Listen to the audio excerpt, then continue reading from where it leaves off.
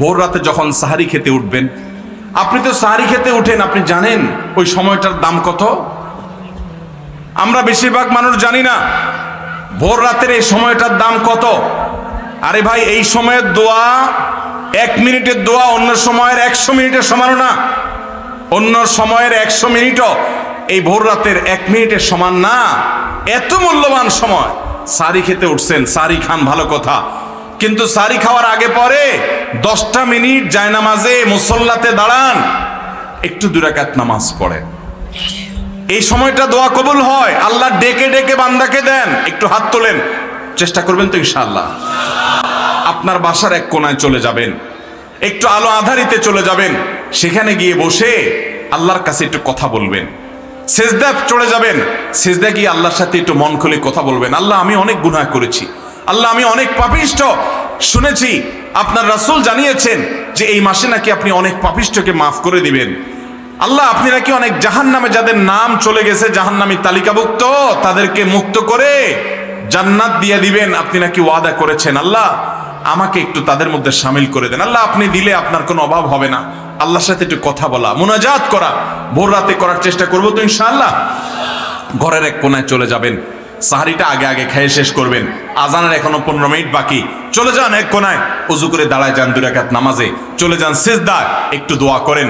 নিরিবিলি জায়গা যদি বাসায় না থাকে, ছাদে চলে যান, মসজিদে আগে চলে যান, এক কোনায় চলে যান। এই সময়ের 10টা মিনিট অন্য সময়ের ঘন্টাকে ঘন্টার চাইতে মূল্যবান। চেষ্টা করবো তো ইনশাআল্লাহ। ভাইরা আমার, সিয়াম আমাদেরকে হারাম ছাড়ার প্রশিক্ষণ দেয়। সিয়াম আমাদেরকে বলে তোমার যা মনে চায় তা করতে পারবা না। অনেক অবৈধ কাজ করার সুযোগ আসে, তোমার মনেও চায়, কিন্তু করা যাবে না। কারণ যে তুমি রোজা রয়েছো, রোজা রেখে তুমি ট্রেনিং নিয়েছো যে পানি থাকলেই পান করা যাবে না, খাদ্য থাকলেই খাওয়া যাবে না, ক্ষুধা থাকলেই খাওয়া যাবে না, আল্লাহর ভয়ে বেঁচে থাকতে হবে। এই বিষয়টাকে সামগ্রিক জীবনে অ্যাপ্লাই যেন করি, সেই শিক্ষাটাই রমজানের রোজা আমাদেরকে দেয়। আল্লাহ আমাদেরকে সেই শিক্ষা গ্রহণ করার তৌফিক দান করুন।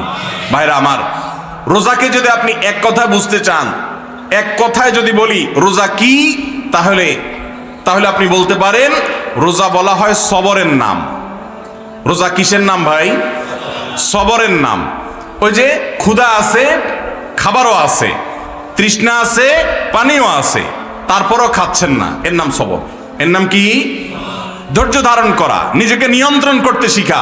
আমাদের যুবকদেরকে উচ্ছৃঙ্খল হওয়ার জন্য হাজারটা আয়োজন, ভোগবাদী এই সমাজে আছে।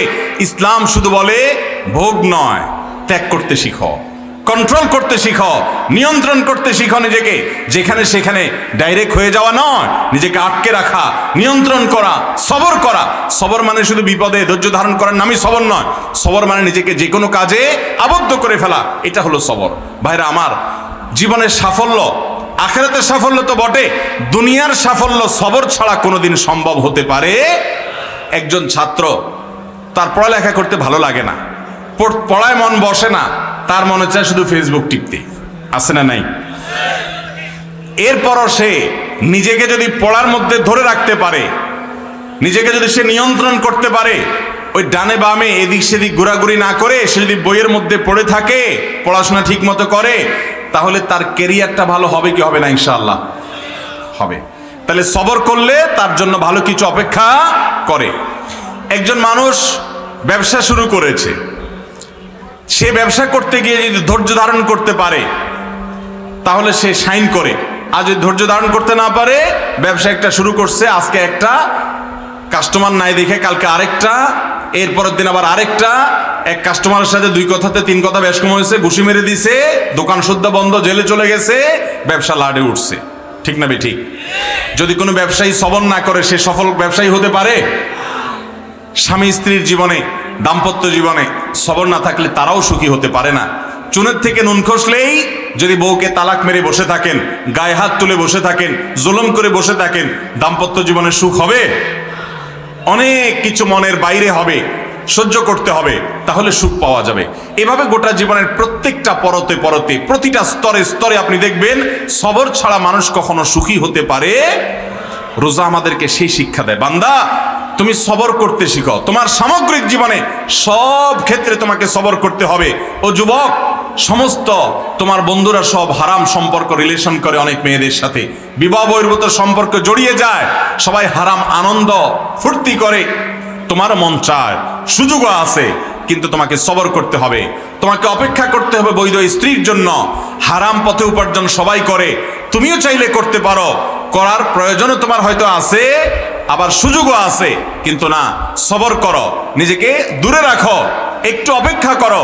সবর করতে কষ্ট হয়, কিন্তু সবর করার পর সবুরে মেওয়া ফলে। সবুরে মেওয়া কি সাথে সাথে ফলে? সবুরে মেওয়া ফেলতে হলে অপেক্ষা করা লাগে, ধৈর্য ধারণ করা লাগে। আল্লাহ আমাদের সবাইকে সেভাবে ধৈর্য দান করার তৌফিক দান করুন।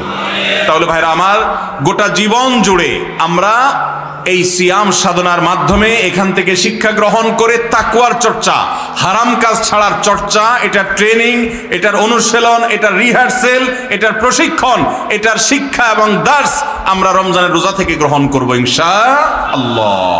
চেষ্টা করব তো সবাই? এবং রমজানের এই রোজা থেকে শিক্ষা নিয়ে আমাদের জীবনের সামগ্রিক জীবনের যে রোজা আছে সেটাতে আমরা এটাকে অ্যাপ্লাই করব। রমজানের রোজার সাথে জীবনের সামগ্রিক রোজার একটা অমিল আছে। সেই অমিলটা হলো, রমজানের রোজা যদি ভেঙে যায়, রমজানের রোজা যদি ভেঙে যায়, সেটাকে আর জোড়া লাগানো যাবে? যাবে না, সেটা কাজা করা যাবে, কিন্তু এই রোজাটা আর জোড়া লাগানো যাবে। কিন্তু জীবনের রোজা যদি ভেঙে যায়, আপনি কখনো গুনাহ করে ফেলেছেন, হারাম করে ফেলেছেন, রোজাটা ভেঙে গেছে জীবনের, এটা জোড়া লাগানো যায়। আর সেই জোড়া লাগানো আঠার নাম কি? তওবা। সেই জোড়া লাগানো আঠার নাম কি? আপনি যদি গুনাহ করার পর তওবা করেন, তওবা বুঝেন ভাই? তওবা শব্দের অর্থ হলো ফিরে আসা। তওবা শব্দের অর্থ কি ভাই? ফিরে আসা। মানে আমি একটা হারাম সম্পর্কে ছিলাম, ছেড়ে আমি হালালে আসলাম। আমি অবৈধ উপার্জন করতাম, ওটা ছেড়ে এখন হালাল পথে আসলাম। এই ফিরে আসাটার নাম হলো তওবা। শয়তানের গোলামি করতাম, আল্লাহর কাছে ফিরে আসলাম। আল্লাহ বলেছেন, ওয়া আনিবু ইলাল্লাহ, তোমরা আল্লাহর দিকে ধাবিত হও, আল্লাহর দিকে ফিরে আসো। ফাফিরু ইলাল্লাহ, তোমরা আল্লাহর দিকে ভাগো, শয়তান তোমাদেরকে জাহান্নামে নিবে। নবী করিম সাল্লাল্লাহু আলাইহি ওয়াসাল্লাম বলেছেন, তোমরা জাহান্নামে পতঙ্গের মতো, পোকার মতো আগুনে যেরকম ঝাঁপ দিয়ে পড়ো, তোমরা সেরকম ঝাঁপ দিয়ে পড়ো। হারামের হাতছানি তোমাদেরকে ডাকছে, চতুর্দিকে হারাম। শিক্ষা প্রতিষ্ঠানে যাবেন, ব্যবসা বাণিজ্য করতে যাবেন, চাকরি বাকরি করতে যাবেন, বিদেশে যাবেন, চাষাবাদ করতে যাবেন, সমাজে বসবাস করতে যাবেন, রাজনীতি করতে যাবেন, যেখানেই যাবেন হারামের হাতছানি। হারাম ছাড়া কোথাও টিকা কঠিন হয়ে যায়, সবাই ঝাঁপ দিয়ে সেদিকে চলেও যায়। কিন্তু নবী সাল্লাল্লাহু আলাইহি ওয়াসাল্লাম বলেছেন, আমি তোমাদের কোমর ধরে ধরে শুধু টানি জাহান্নাম থেকে বাঁচাবার জন্য। এটাই নবীদের ডিউটি। আলেমরা সেই ডিউটিটা পালন করেন। এই ডিউটি পালন করার পর অল্প সংখ্যক মানুষ বাঁচতে পারে, এই লোকগুলো জান্নাতি হয়। আর বেশিরভাগ লোক গড্ডালিকায় এবং স্রোতে গা ভাসিয়ে দেয়, তারা জাহান্নামী হয়। আল্লাহ আমাদেরকে জান্নাতি হওয়ার তৌফিক দান করুন। আমরা রমজানের রোজা থেকে তওবার শিক্ষা গ্রহণ করব তো ইনশাআল্লাহ। আমরা রমজানের রোজা থেকে সবরের শিক্ষা গ্রহণ করব তো ইনশাআল্লাহ। আমরা রমজানের রোজা থেকে তাকওয়ার শিক্ষা গ্রহণ করব তো ইনশাআল্লাহ। আল্লাহ আমাদের সবাইকে মুত্তাকি হওয়ার তৌফিক দান করুন, সিয়ামের উদ্দেশ্যকে বুঝার তৌফিক দান করুন, সিয়ামের উদ্দেশ্য হাসিল করার তৌফিক দান করুন। রমজান শেষে যেন আমি মুত্তাকি হতে পারি, সেই তৌফিক আল্লাহ তাআলা দান করুন।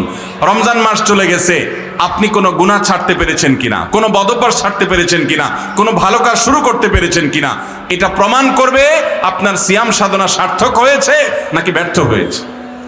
আপনি যদি রমজান শেষে দেখতে পারেন যে হ্যাঁ, আমার ধূমপান করার বদঅভ্যাস ছিল, আমি রমজানে আল্লাহর ভয়টা ছেড়ে দিয়েছি, আর ধরি নাই, আলহামদুলিল্লাহ, আপনার সিয়াম সাধনা সার্থক। আমি রমজানে তওবা করেছি, হারাম সম্পর্কে আর যাব না, আমি রমজানে তওবা করেছি, হারাম উপার্জন আর করব না, এটা যদি আপনি ধরে রাখতে পারেন, তাহলে আপনি সুধারণা করতে পারেন যে আমার রমজানের সিয়াম সাধনা সার্থক। কারণ আল্লাহ বলেছেন, লাআল্লাকুম তাত্তাকুন, রোজা দেওয়াই হয়েছে যাতে রোজা রেখে তুমি মুত্তাকি হতে পারো। রমজান শেষে আপনার তাকওয়া এটা উন্নতি হয়েছে কিনা, আপনি মুত্তাকি হিসাবে আগে বাড়তে পেরেছেন কিনা, এটি নির্ভর করবে আপনার রোজা, আপনার রমজান সার্থক হয়েছে কিনা। আল্লাহ রাব্বুল আলামিন ও আরশে আজিমের মালিক আমাদের সবাইকে আপনি আমাদের রোজাটাকে সার্থক করার তৌফিক দান করুন। ভাইরা আমার, রোজা যদি সার্থক না হয়, রমজানটা যদি সার্থক না হয়, লস অনেক বেশি হয়ে যাবে। কি লস হবে জানেন? নবী করিম সাল্লাল্লাহু আলাইহি ওয়াসাল্লামের কাছে জিবরিল এসে বলেছেন, বাউদা মান আদরাকা রমাদান ওয়া লাম ইগফার লাহ, ওই কপাল পোড়া ধ্বংস হোক যে রমজানের মতো এরকম বিশাল বড় সুযোগ পাইছে, তারপর আল্লাহর কাছে চোখের পানি ফেলে দোয়া করে, কান্নাকাটি করে, ইস্তিগফার করে, তওবা করে তার আগের গুনাহগুলোকে মাফ করাইতে পারে নাই, এই কপাল পোড়া ধ্বংস হোক। বদদুয়া করেছেন জিবরিল, নবী সাল্লাল্লাহু আলাইহি সাল্লাম বলেছেন আমিন। অর্থাৎ সে ধ্বংস হবে, তার অনিবার্য ধ্বংস, যদি কেউ রমজান পাওয়ার পরেও ক্ষমা না পায়। এই রমজান যে আমার জীবনের শেষ রমজান না, তার কোনো গ্যারান্টি আছে ভাই? অতএব আসুন নিয়ত করে ফেলি, এবারে রমজানের প্রতিটা দিনকে আমি তাকওয়া দিয়ে সাজাবো। কোনো হারাম কাজ রমজানে করব, সকল হারাম কাজ সারা জীবনের জন্য ছাড়ার প্রতিজ্ঞা রমজানের রোজা থেকে গ্রহণ করব ইনশাআল্লাহ।